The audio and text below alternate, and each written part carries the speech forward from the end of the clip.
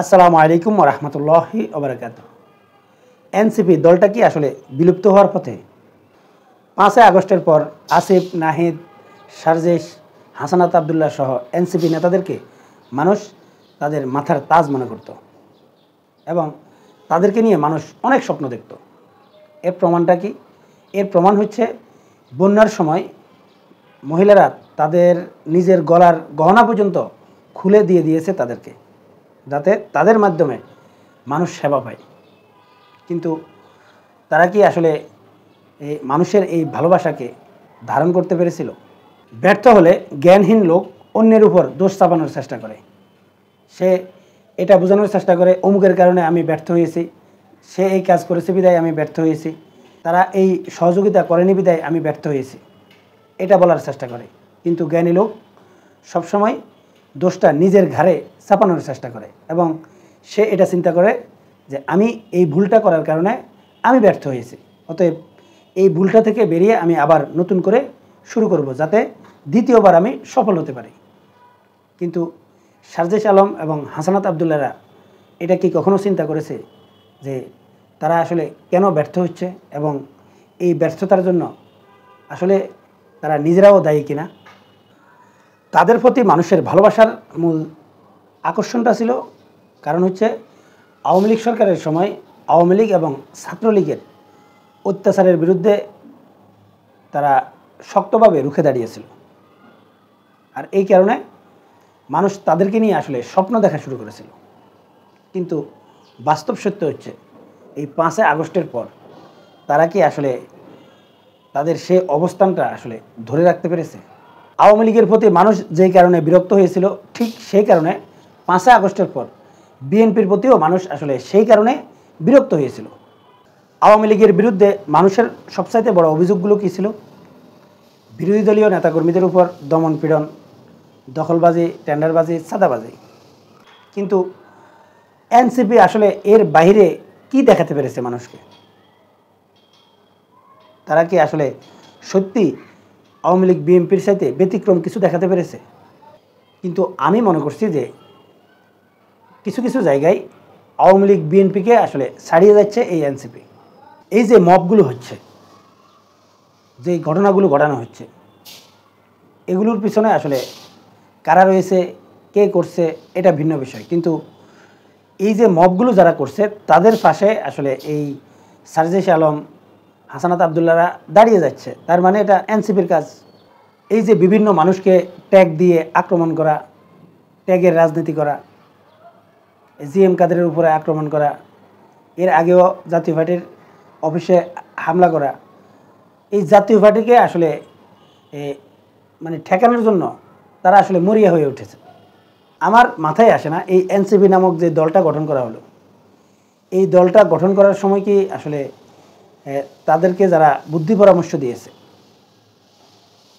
বা এখন এই দলটাকে কিভাবে আসলে জনপ্রিয় করে তোলা যায়, এটাকে রাজনৈতিক দলে পরিণত করা যায়, এরকম বুদ্ধি পরামর্শ আসলে কারা দেয়? তারা কি আসলে রাজনৈতিক দল হয়ে ওঠার চেষ্টা করছে, নাকি তারা আসলে একটা সংঘবদ্ধ গ্রুপ তৈরি হওয়ার চেষ্টা করছে যারা ট্যাগের রাজনীতি করবে, মানে পুলিশ প্রশাসনের কাজগুলো আসলে তারা করবে? আওয়ামী লীগের সময় ছাত্রলীগের বিরুদ্ধে অভিযোগ ছিল যে বিচার আচার থেকে শুরু করে সব সমস্যার সমাধান আসলে তারাই করতে যেত, মানে তারাই দেশের সব কিছু ছিল।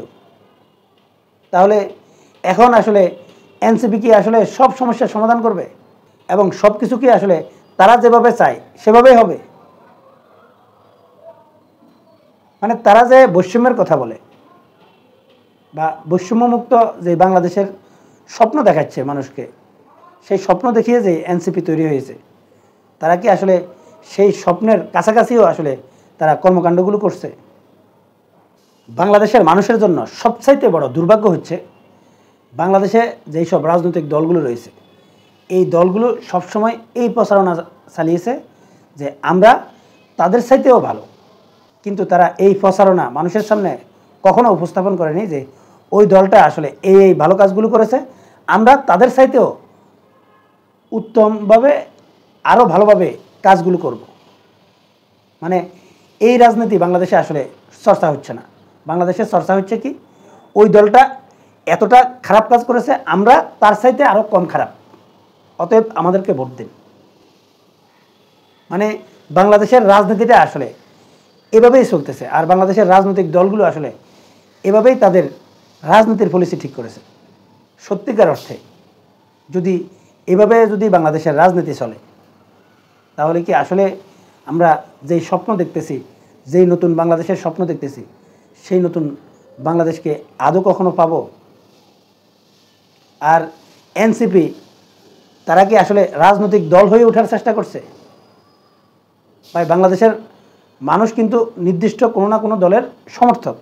অতএব আপনাকে সেই দলের চাইতে বা তাদের যেই মন্দ কাজগুলি রয়েছে, এই মন্দ কাজগুলো থেকে উৎকৃষ্ট কিছু দেখিয়ে মানুষকে আপনার দলের দিকে আকর্ষণ করতে হবে।